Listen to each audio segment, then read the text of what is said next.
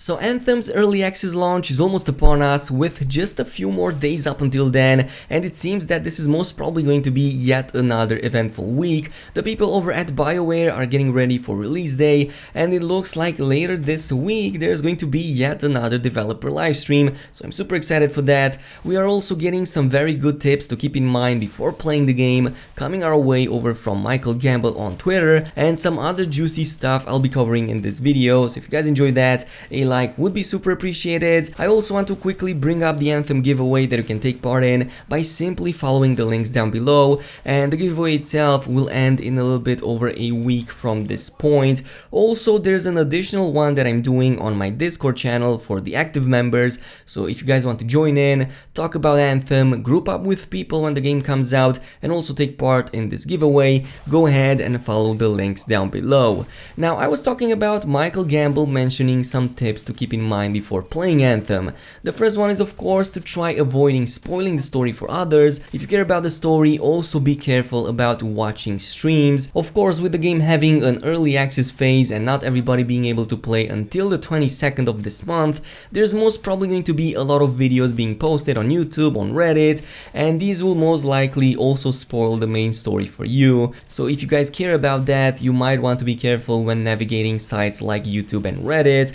Personally, I won't be posting any story content unless you guys want me to. I'll mostly focus on guides, on the strongholds, and on the open world and event stuff, so yeah, don't worry about that. But on day 1, on the 15th, I will be posting a bit about the first mission, which has been talked about at this point by various sources, and we know quite a lot about it. Now, in between missions, talk to people in Tarsus. This is another big tip. They have stories to tell, and I'm proud of the awesome characters the teams have written. Many of them are hilarious AF and offer great insight into the world, according to Michael Gamble. Now, the question that naturally arises from this statement is, would you lose the additional story moments if you don't talk to these NPCs? And this was asked by somebody over on Twitter. Well, according to the next reply from Michael Gamble, not really, only a few cases of that, but I find that loving the world and caring about the characters makes everything even better. So there you have it. You won't technically lose any important moments, but there is lore stuff in there, and you will have a better connection with the characters if you pay a little bit more attention to them.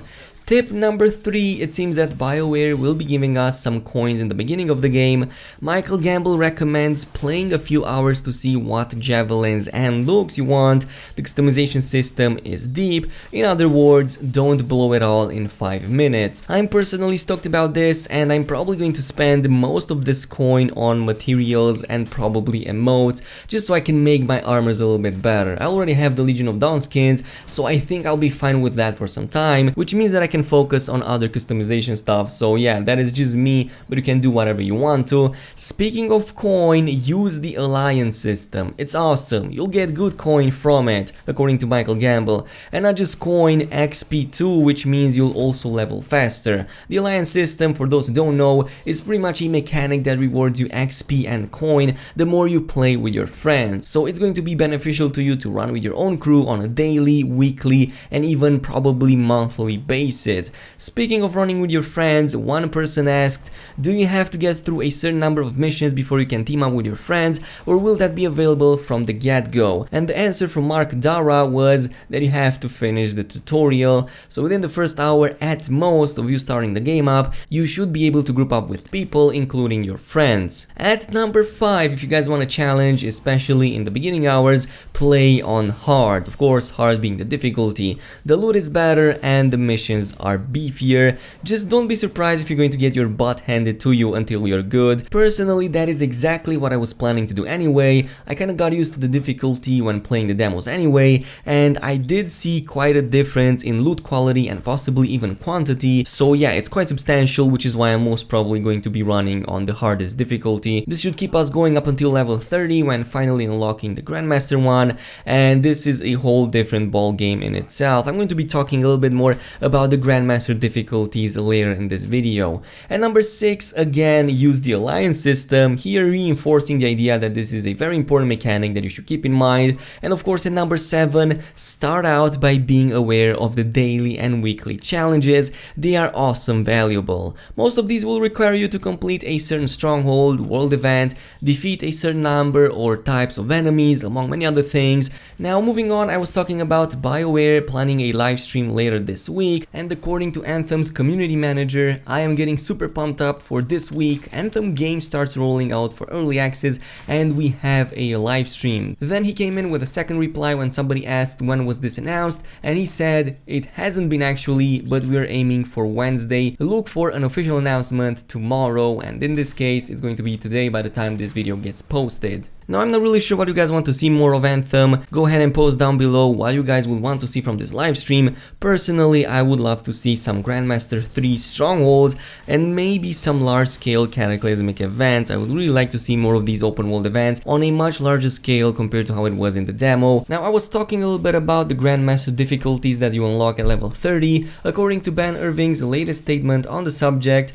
in this interview I said GM2 and 3 would be off at launch. Since then we decided to turn them on for launch. Once players hit level 30, they will have access to all 3 Grandmaster difficulties in Anthem, and this was in response to an interview they did with Windows Central, and back then they were talking about Grandmaster 2 and 3 not being available when the game releases for some reasons, maybe balancing, maybe they wanted to prevent abuses being done on week 1, but they since then balanced it out. You could also see that in the recent gameplay trailer number 2, so yeah, I think it's all good now, and I am glad we have access to the most difficult type of content from day one. Now one of the biggest questions I've seen, even some of you guys asked them in some of my previous videos, and these were, will it be possible to enable the ability to switch shoulders when aiming, for example from left to right and vice versa? Ben Irving explained the following: we won't be doing this, mentioned it a couple of times, but it's more important in a cover shooter, which Anthem is not. We want you out in the open being super heroic, so we built other things instead.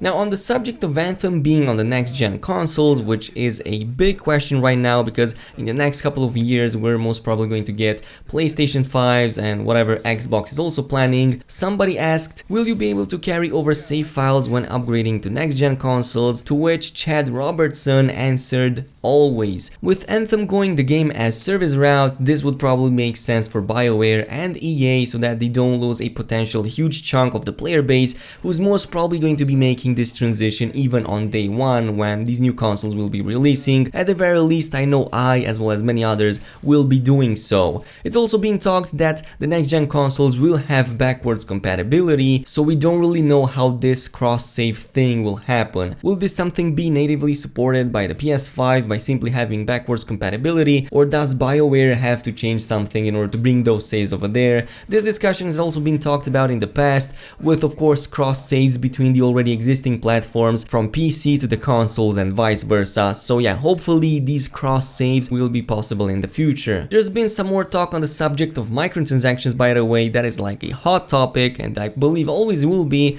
and one user asked if individual callers are going to be blocked by microtransactions. MyGamble replied to this and it was no, nothing is gated behind microtransactions only. The only non-MTX exceptions are related to the pre-order or promotional bonuses, and of course these include the Legion of Dawn skins only available to pre-orders. Now in the past I've talked about Storm's wind wall not being that useful, and I've seen other people asking this question on Twitter as well. One user asked, will wind walls be a relevant seal? I feel like every time I use it, it gets destroyed too easily. Are they stronger in the full game? To which Jonathan Warner answered, they are very useful. You need the right rarity coupled with the right components and inscriptions. The wind wall must be anchored to something. It protects ground-based allies, but you can also attach it to spires and towers to give hovering heroes some cover as well. So yeah, it's all about those tactics, but I'm not really sure. It just seems that the bulwark point is so much better than the wind wall, and yeah, I just hope that these endgame inscriptions and components will make it much more durable, because at low levels it feels quite weak, I'm not gonna lie. Finally, on the subject of playing the game, according to Michael Gamble over on Twitter from a few days ago, the good thing about playing the game right now is that every Xbox achievement I get is super rare,